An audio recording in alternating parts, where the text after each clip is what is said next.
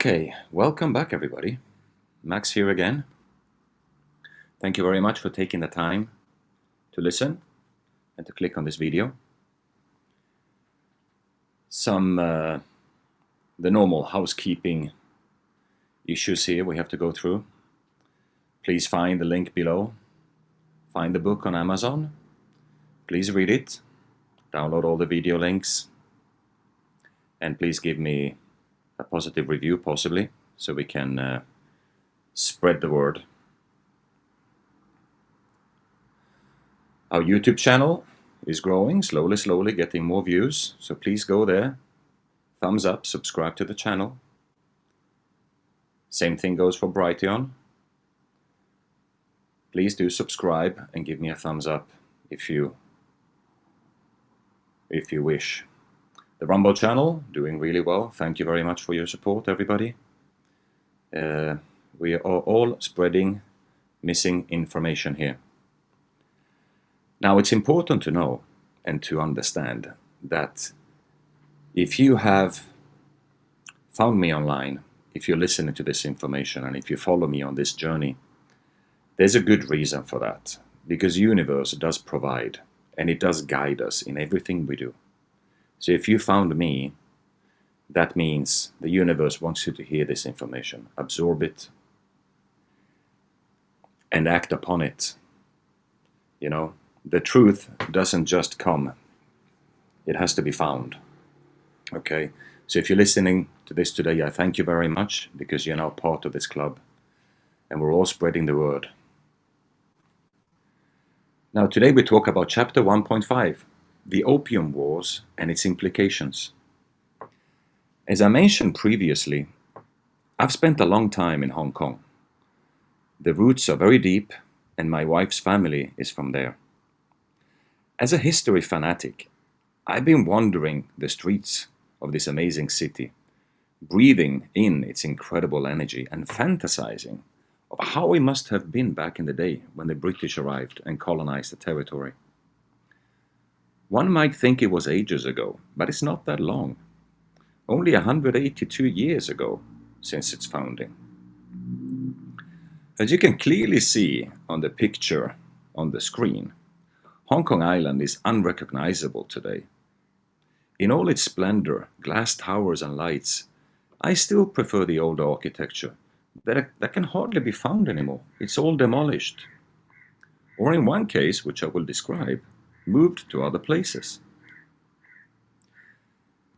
Just imagine this beautiful building, the Murray House, built in 1840s on the banks of Hong Kong Victoria Harbour. The government wanted it demolished to make space for more skyscrapers, but the locals managed to convince them to move it instead. A great project ensued, and they moved the entire building to Stanley on the south part of Hong Kong Island. Impressive feat indeed. What makes this particular story stand out to me is the fact that after reconstructing it,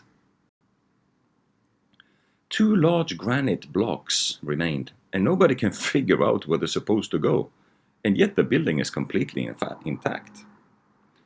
Funny nerd fact today I find interesting. To understand how Hong Kong developed, strived, and became the financial center of Asia, we need to look back at its formation and its incredibly strategic geographical location. Hong Kong lies directly on the side of the Pearl River Delta Inlet, and Macau, ex-Portuguese colony, lies on the other side. Foreign powers have had a very strategic position in order to control this particular inlet for centuries.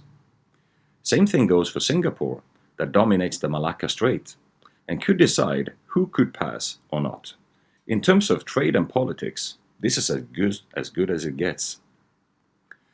I will, in this chapter, attempt to connect the happenings in Hong Kong and China during the Opium Wars. And I will connect it to the Khazarian Mafia we speak on. It's a very interesting story.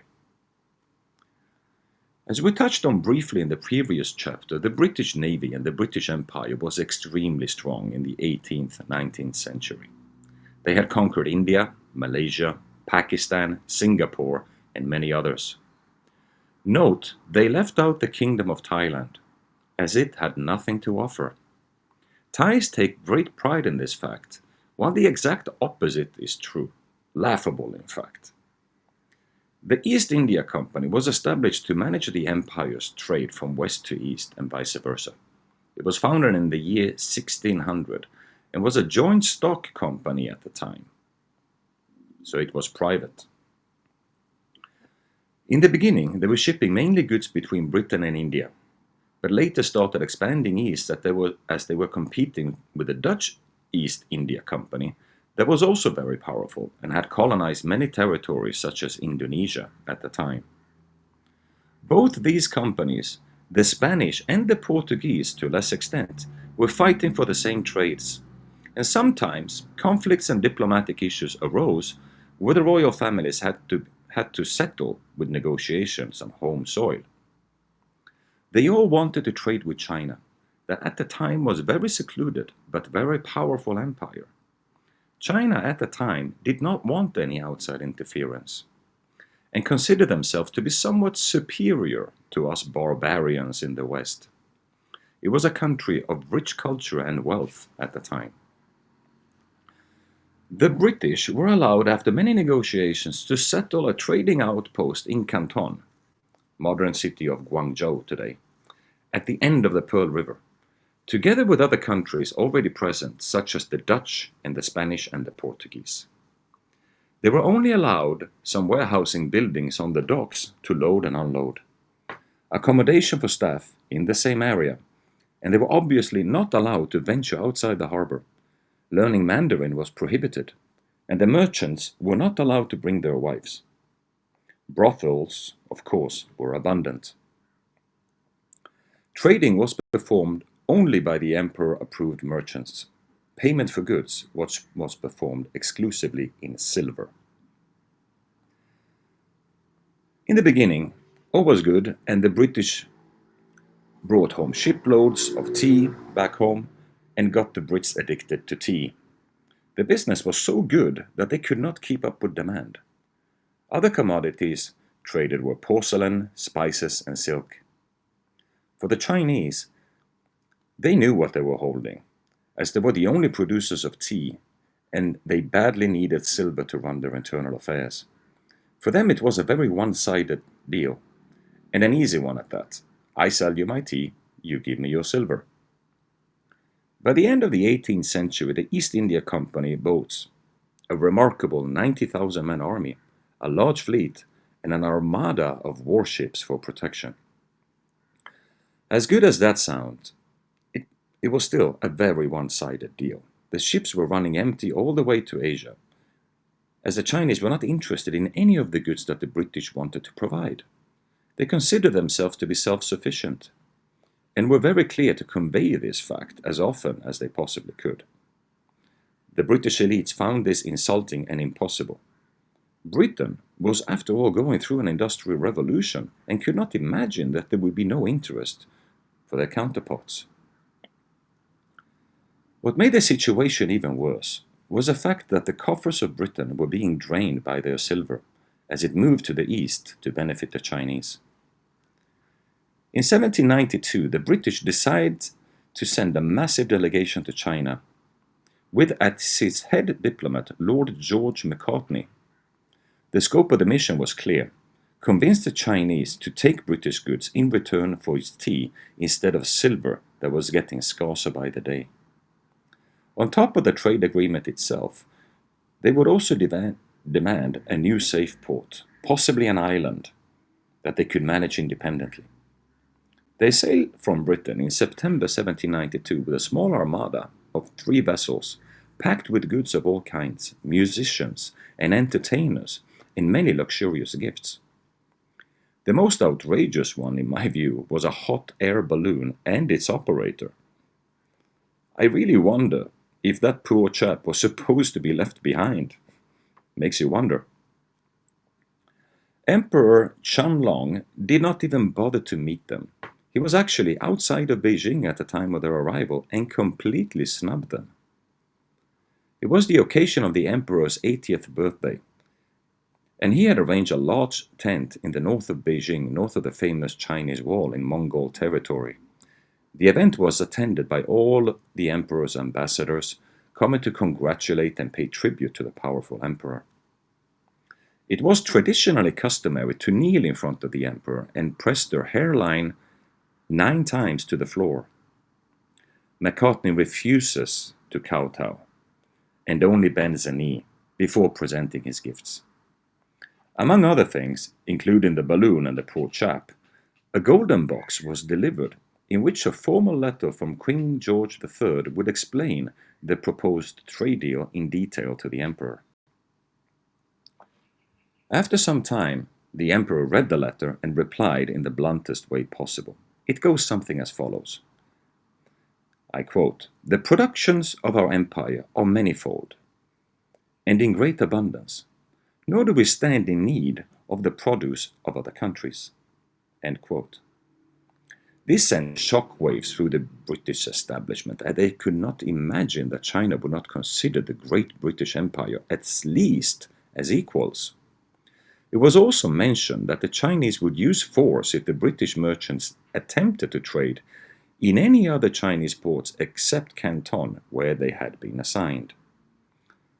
The Chinese emperor actually did consider himself above anyone else, a mistake that the dynasty would later regret deeply. Needless to say, the delegation traveled back to deliver the news, empty-handed and embarrassed. Britain had no other choice than to maintain the current trade establishment and trade from Canton for the time being. Canton slowly became the global trade hub for all sorts of goods. Workshops were established, and goods were shipped to Europe in massive quantities, all exchanged for silver. It looks very much like this to this day. The area of Guangdong is still today considered a factory of the world. I have spent many years of business activities there, and it's truly a remarkable sight to behold. What you see on the screen now is the world-famous Canton Show, still the largest trade show in the world. I've been there countless times. Just look at the scale of this place, with the Shangri-La Hotel and the skyscraper in the background. It has 2 subway stations, one on each side of the complex. These people are not joking around. When the Chinese go, they go big. No doubt about that. Back to the story. Back in Europe, they needed to start taking radical action. The lack of silver bullion was becoming a real problem. Supply had dried up from South America. The Spanish conquistadors had since some time supplied silver to Europe from their mine in Potosi, Bolivia. Up to 60% of the silver in circulation in Europe came from there. Then traveled to the east to China. At the end of the 18th century, the Potosi mine was almost depleted. The solution was as straightforward as it was evil to the core. Get the Chinese addicted to opium, just like the British got addicted to tea. The East India Company has just taken the area of Bengal in India. It proceeded to plant and extract large amounts of opium and started smuggling it into Canton, under the radar, so to speak. Payment for said opium was obviously made in silver, thus creating a counterbalance in the trade deficit. During the 18th century, the supply to China of opium increased 20-fold, from 300 tons to 6,000 tons a year. The opium uses in China had a detrimental effect on the Chinese society. Just like today's drug cartels, they exploited the dependency of the Chinese for opium and basically bled them dry of their silver. The tide has finally turned in their favor. The Chinese authorities attempted to stop the illegal trade, and in 1839 they seized 1,000 tons of opium from British traders and burned it. That must have been one hell of a party. In response, the British finally acted aggressively to teach the Chinese a lesson that they will never forget. They dispatched their war fleet and launched attacks on several Chinese port cities. Although vastly outnumbered, the British vessels proved to be technically superior in every way. The Treaty of Nanjing in 1842 ended the conflict. The Chinese would engage in open trade to Britain, pay war reparations in the millions of silver dollars, and surrender the island of Hong Kong as an independent British trade post under British rule. Naturally, this meant that the opium trade could continue uninterrupted. To this day, the Chinese consider this treaty to be unequal and humiliating. In 1856, the Chinese once again attempted to stop the opium trade. This led to a second invasion of the territory, resulting in the burning of the Emperor's summer palace, its looting, and the invasion of the Forbidden City in Beijing, the heart of the empire. An absolute show of force if there ever was one. In order to end this war, China was forced to grant even further concessions and diminishing their ability to enforce their own laws.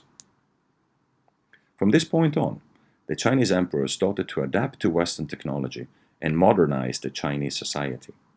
They were also forced to open Xiamen, Hangzhou, and Shanghai as open trade ports. Coincidentally, from this moment on, and specifically started from the 1911 revolution, led to the formation of the Republic of China, the end of the Qing dynasty, and subsequently to the rise of Mao Zedong and his Red Army. The rest is history.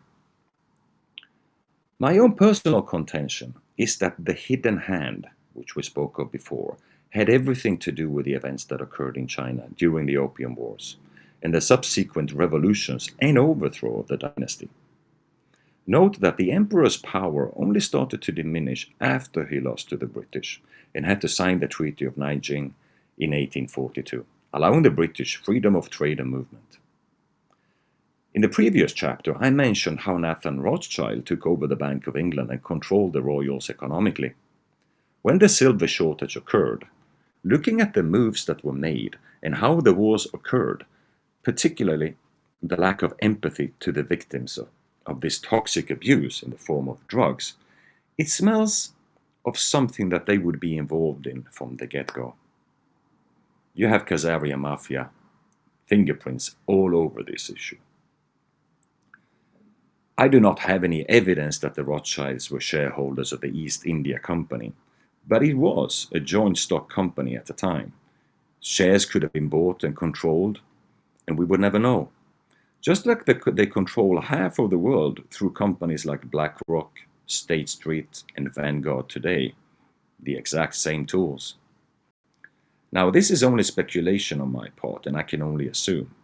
But it does match the modus operandi of the Khazarian mafia 100%. It just looks way too familiar to me.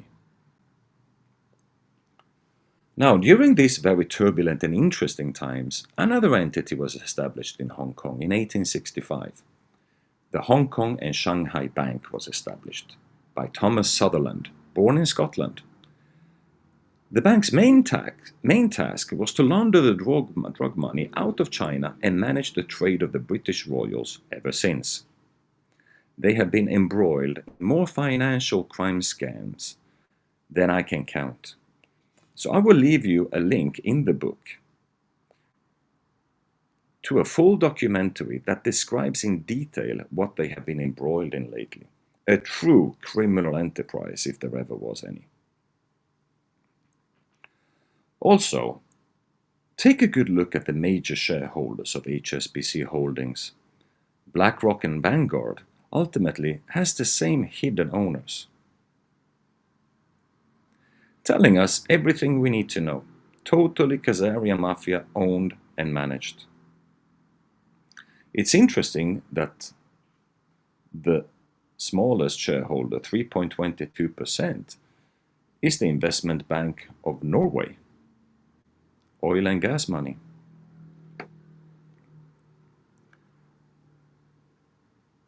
Moving on. It's now abundantly clear to me that the British royal family probably is the most prolific drug cartel that ever existed. And they did it legally, somewhat. Quite astonishing, considering the fact that if you get caught on the London streets today smoking a joint of marijuana, you go to jail. The hubris is astounding. What is even worse is a small but not very known fact that I will describe below. And all you royalists, please don't hate on me. I'm just stating the obvious. Please prove me wrong. The poppy flower has been a symbol of remembrance for over 100 years. The poppy became a symbol of remembrance and hope for a peaceful future in the aftermath of the First World War. Earl Haig founded a movement in 1921 to commemorate all the fallen soldiers of World War I. In Britain, Canada, Australia, and France, November 11th is observed in honor of the veterans of World Wars I and II. In Britain, the second Sunday of November is observed as Remembrance Sunday, and in Canada, November 11 is observed as Remembrance Day. They state that the poppy was chosen because it was the only flower that grew on the barren lands of the battlefield when the battles were over. I'm not an expert, but I have not encountered a poppy growing in the wild in Europe. I know where they grow in abundance, though. Afghanistan. The #1 exporter of opium on the planet, and the #1 reason why the Allied invasion of Afghanistan during the insane war on terror after 9/11.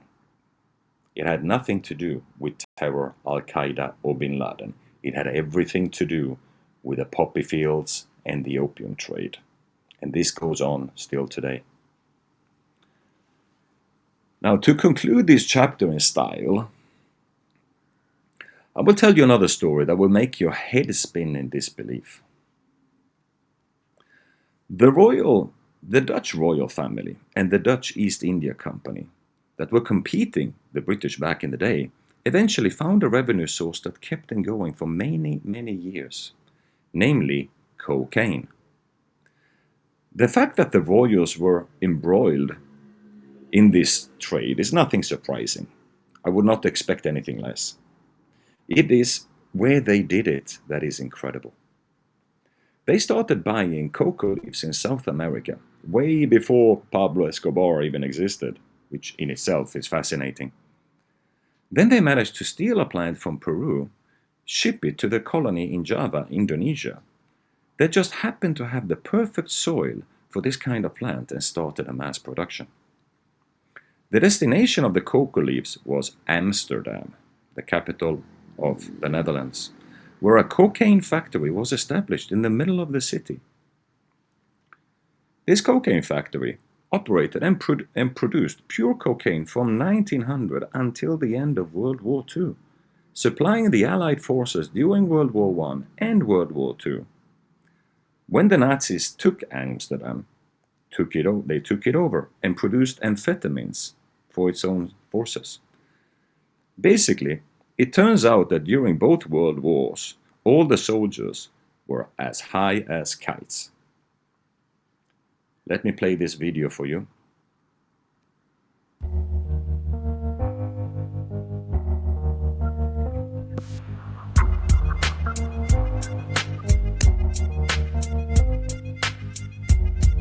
In 1878 hebben we de coca naar Nederland gehaald, naar de Hortus gebracht. Is daar ondergebracht, in een kassen gekweekt. En toen op een gegeven moment zei de koloniale bank, die zei, goddorie nog door, we kunnen hier flink geld aan verdienen. Ik bedoel, een bank, Nederland, handelsgeest, et cetera. En die hebben dus voor gezorgd dat in Java, dat was een van onze koloniën destijds, en Sumatra ook al een beetje, maar vooral in Java, werden daar dus de cocavelden werden daar aangelegd. En het blijkt uit de jaarverslagen van de koloniale bank tussen de 34 en de 81 ton coca-bladeren per jaar. Toen hebben ze op een gegeven moment gezegd van nou, de zaken gaan zo goed, we richten in 1900 de NCF op, de Nederlandse cocaïnefabriek. De NCF heeft ook nog de amfetamine hebben ze nog geproduceerd. Eigenlijk gewoon een productieplaats voor illegale drugs. Mijn naam is Connie Braam, ik ben schrijfster en het laatste boek De handelsreiziger van de Nederlandse cocaïnefabriek. Ik wist ook helemaal van het bestaan niet af, zoals ontzettend veel mensen. Maar terwijl ik aan het lezen was, stoot ik bij toeval op die cocaïnefabriek. Ergens in een proefschrift werd dat genoemd. Tussen 1900 en 1910 was dat al de grootste cocaïneproducent ter wereld. En daar stond ik toch wel even van te kijken. Plus dat die fabriek in Amsterdam was gevestigd. Tegen die tijd had ik ook al een foto van de fabriek zoals die opgeleverd was. Dat is een eerste gebouw en dit is de portierswoning. En die portierswoning, die staat er nog. En dat is nog goed zichtbaar vanaf de overkant van de trekvaart. Kun je dat, met de foto in de hand, kun je dat huisje dus nog herkennen. Aan tafel is onder andere Connie Braam. Die schreef dit schitterende boek, dat heet De Handelsreiziger. En dat gaat eigenlijk vooral over iets wat wij niet wisten, namelijk over de grootste cocaïnefabriek ter wereld. En die stond in Amsterdam, aan de Weespertrekvaart. En wat moesten wij met een cocaïnefabriek? Toen de Eerste Wereldoorlog uitbrak, bleek daar dus ineens een grote markt te zijn. Want voor medisch gebruik was dat verder allemaal niet zo erg interessant, die cocaïne. Maar er waren al proeven gedaan in Duitsland dat soldaten er ongelooflijk hard van gingen rennen. En zonder angsten werden. En als je die beelden terugroept van die Eerste Wereldoorlog, die soldaten daar in die loopgraven, dat eindeloos eruit klimmen, over de top gaan en rechtstreeks die Duitse mitrailleurs inrennen. Dan kun je je toch wel voorstellen dat er na werd gedacht over, kunnen we ze iets geven waardoor ze iets minder bang zijn, deze jongens. Ja. Nou, over onze rol, onze Nederlandse rol, Zeker. Gaan we het straks uitgebreid met je hebben. We gaan praten over je boek, De Handelsreiziger. De handelsreiziger van de Nederlandse cocaïnefabriek. Daarvoor gaan we eerst naar een plaatje kijken en de vraag is, wat zien we hier? Ja. Ik kwam er dus op een gegeven moment achter dat Nederland deze grote cocaïnefabriek had gehad. En ik ben natuurlijk gaan zoeken van, ja, waar stond die fabriek? De Hells Angels in Amsterdam. Die zitten precies op het terrein waar voorheen dus de Nederlandse cocaïnefabriek zat. En dat vond ik toch een opmerkelijk feit. Die Nederlandse cocaïnefabriek, dat spreekt natuurlijk ontzettend tot de verbeelding. Vanaf wanneer bestond die eigenlijk? In 1900 is die opgericht door de Koloniale Bank. Het was een cultuurbank die koffie en thee importeerde. En die ook coca-bladeren, die een aantal jaren daarvoor uit Brazilië en Peru naar Java waren gehaald. Om eens te kijken, want toen was de cocaïne in opkomst. Men wist dus toen wat voor een werking het had. Sigmund Freud had ermee geëxperimenteerd en die heeft er een boek over geschreven. Dat ging dus niet aan de Nederlandse handelsgeest voorbij. Kortom, er werd een struik gejat uit Bolivia. In de jaren daarna hebben ze dus de hele export van Bolivia kapot gemaakt. En op Java geplant. En wat bleek nou, die Javaanse aarde was fantastisch voor de coca-struik. Dus werden er grote plantages aangelegd.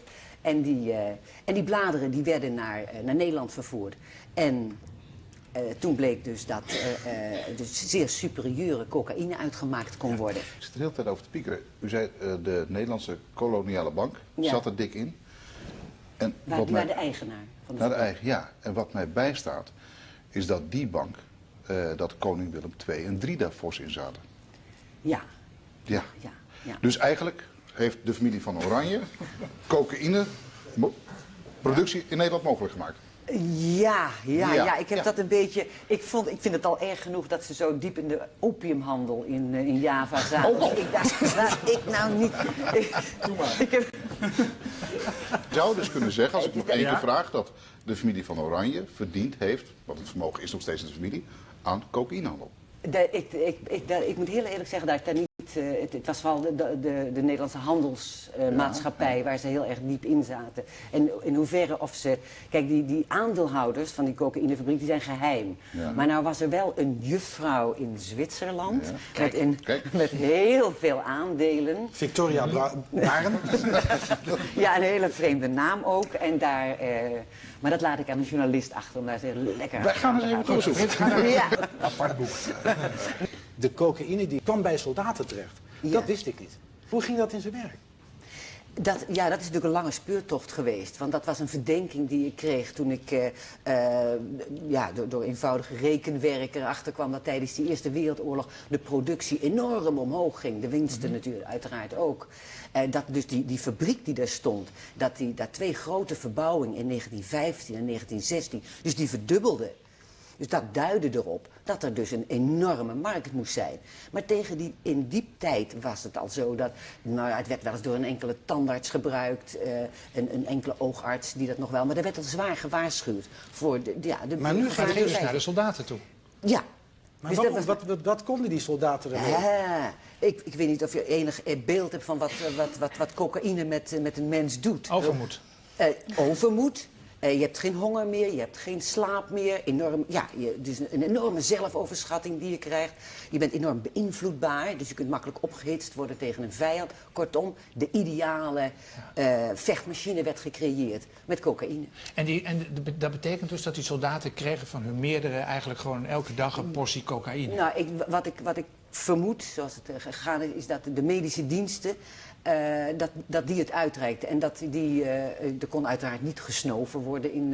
Daar lenen die loopgaven zich niet zo voor. Nee. Dus iets anders waar ik achter kwam is dat er grote hoeveelheden cocaïne naar Engeland gingen. Naar het grote farmaceutische bedrijf Burroughs Wellcome. En dat waren tevens de uitvinder van de tablet. Cocaïne-tablet. Die tabletten gingen stampen. Hè. Daarvoor kreeg je nog je medicijn als olietje of als poedertje. En zij gingen tabletten stampen. En die werden in flesjes, en die zijn hier ook te zien. Forced March. Die waren overigens gewoon te koop bij Harrods in Londen. Kon je zo'n flesje kopen en er werden advertenties geplaatst in de kranten dat nou een ideaal geschenk was voor je broer of je vader of je oom in de loopgraaf. En dat was dus Nederlandse cocaïne. In de tijd dat Nederland eigenlijk neutraal was in die Eerste Wereldoorlog, hebben wij er dus voor gezorgd dat die soldaten allemaal tegen elkaar aan het vechten waren met onze cocaïne in hun lijf. Ja, Nederland had het monopolie. Ze hadden dus, laat ik zeggen, de omringende landen afgesneden van de toevoer van coca-bladeren. Dus niemand kon meer produceren, cocaïne. Alleen dus Nederland, de Nederlandse cocaïnefabriek. En die voerden dat dus uit. Dat staat dus in het Farmaceutisch Weekblad, mijn favoriete weekblad. En daar staat gewoon in geschreven, dus 1924, een laaiend artikel dat dus de Nederlandse cocaïnefabriek het zo geweldig gedaan heeft. Daar zij geleverd hebben aan alle oorlogvoerende landen die afgesneden waren van de grondstoffen. Ja. Toen u dat ontdekte en het opnam in uw boek, kreeg u toen iets van schaamte? Want jeetje, Nederland heeft toch eigenlijk een beroerde rol gespeeld in de oorlog, terwijl we zogenaamd neutraal waren in de Eerste Wereldoorlog. Ja, nou ja, ik vond het afschuwelijk eigenlijk. Ik vond het een vrij vreselijke ontdekking. Het is toch wel een schaamtevol iets. Ja. En het was ook, het begon allemaal een rol te spelen. Kijk, zo'n ontdekking van dat er zo'n cocaïnefabriek bestaan heeft, dat is wel een aardig iets. Maar dat is natuurlijk nog lang niet voldoende voor een roman. Dus ik ging er dieper en dieper in. En toen ik dus deze verdenking kreeg, dacht ik van, ja, kijk, nu kan ik dit boek dus niet meer schrijven zonder dat ik dit van boven tot onder bewijzen kan. Was het makkelijk om het allemaal te bewijzen? Ik bedoel, de deuren gaan waarschijnlijk niet open als je het woord cocaïne laat vallen ergens. Nee. Inderdaad, die gaan dus meteen dicht. Je moet heel voorzichtig zijn. En zeker farmaceutische bedrijven zijn daar niet dol op.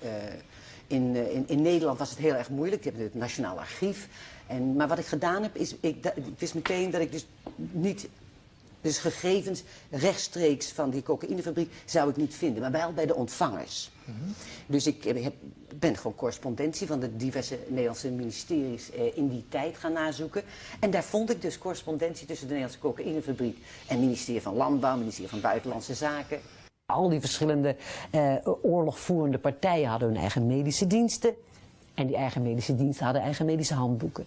In al die handboekjes stond cocaïne of cocaïne, dubbele punt en dan in allerlei variaties stimulerend middel te gebruiken bij, inzinkingen, ook overigens bij dreiging van desertie. Dus het werd heel duidelijk als een stimulant aangeprezen. Dit is een schaamtevol gebeuren. Daarom weten deze generatie, nu opgroeiende generaties, zo weinig van die Eerste Wereldoorlog af. Omdat het gewoon een hele zwarte bladzijde is. En die cocaïne hoort daarbij. We hebben een Eerste Wereldoorlog, maar er is er nog een gekomen. En die fabriek die stond nog. Wat was de rol in de Tweede Wereldoorlog van deze fabriek? Nou, het is zo dat dus na de Eerste Wereldoorlog krijg je het verdrag van Versailles, waarin opgenomen is dat dus de handel in cocaïne aan banden gelegd moest worden, omdat er na de oorlog, dat was een belangrijk bewijs voor mij ook, er een enorm groot probleem was met aan cocaïne verslaafde soldaten. En dat was in Engeland, de Times schrijft erover, hoe dus daar honderden aan cocaïne verslaafde soldaten door de straten schuimden en apothekers gingen overvallen. In Duitsland, in Berlijn in één wijk, vond ik een ziekenhuis waar 10.000 soldaten, zwaar verslaafde soldaten waren ingeschreven. Dat is in één wijk. In Oostenrijk was het een probleem door heel Europa, maar ook in Canada en Amerika, want iedereen had geknokt in de Eerste Wereldoorlog. De Opiumwet kwam in 1920, dus er mocht eigenlijk niet meer geleverd worden, heel strikt gereguleerd. Maar je ziet die Nederlandse cocaïnefabriek, bam, gaat vrolijk door. En met wat? Met produceren en met exporteren. Want ze hadden natuurlijk niet alleen die soldaten voorzien, maar ze hadden ook een gigantische markt gecreëerd. Aan verslaafden? Aan verslaafden. Ja. En er was toen nog er waren geen criminele organisaties. Ik bedoel, zo makkelijk is het niet om cocaïne te maken. Nee. Heb je laboratoria. Ja, u heeft die dingetjes meegenomen die destijds werden gebruikt om daar in die fabriek... Ja, dat heb ik gekregen van een oudere heer die echt in die fabriek gewerkt heeft. Wij hebben de cocaïnefabriek eruit gehaald als belangrijkste onderdeel van uw boek. En hulde voor de research die daaraan vooraf is gegaan. Ja, ik wou nog even vertellen over wat er daarna gebeurde. Want die fabriek zak dan een beetje in. En dat was een heel laat stadium, want ik had het niet echt nodig, ontdekte ik dat dus in 1942 die fabriek ook weer het farmaceutisch weekblad, lees het. Ja. Daar stond weer in 1947, dat de fabriek het zo geweldig had gedaan in de Tweede Wereldoorlog. Met wat? Amfetamine. Kijk. De drug van Ja. Hitler, overigens ook van de Amerikanen. Maar Nederland was bezet. 1942, waar dit aandeel van is ook. 1942 begint de fabriek dus op grote schaal amfetamine te produceren. Aan de Amerikanen konden ze niet leveren. Aan de Duitsers wel. Dus wij hebben die nazi's ook nog, om nog even door te gaan, aan amfetamine geholpen. Ja. Waardoor ze met speed Eigenlijk zeg is maar, dus de naar koninklijke familie... Ja, Frits. Oh ja. Ja, nee. Ik voel hier wel veel research de komende weken. Ja. Ik ben ervan overtuigd dat zowel de Nederlandse regering als de directie van de fabriek wisten. Het effect van cocaïne kenden. Erger nog, ik ben ervan overtuigd dat het om die reden verkocht werd. De cocaïnefabriek begint in 1900 precies. En in het begin gaat het om een paar 100 kilo. Uiteindelijk gaat dat, dus als we 1905 is ongeveer 500 kilo, gaat dat naar een maximale productie rond de jaren 20 van om en nabij de 2000 kilo cocaïne in Amsterdam. Waarom is Nederland nou net de aangewezen plek om zo'n fabriek te beginnen? Dat kwam natuurlijk vanwege de waanzinnige achterland. Nou, niet in Nederland, maar in Nederlands-Indië, onze kolonie. En daar had je prachtige arealen grond waar je allerlei planten kon telen. En we waren supergoed in het veredelen van planten. Dus planten beter maken dan ze zijn, meer laten produceren. En dat konden we ook met die Peruaanse coca-bladeren. Die hadden we uit Peru gehaald. En al heel snel konden we dus tegen een concurrerende prijs de Peruanen eruit concurreren. Dit is een prachtige foto van alle aandeelhouders. En dan hebben we het over 1931. En die kijken allemaal heel blij. En dat kan ik me iets bij voorstellen, want er werd behoorlijk aan verdiend.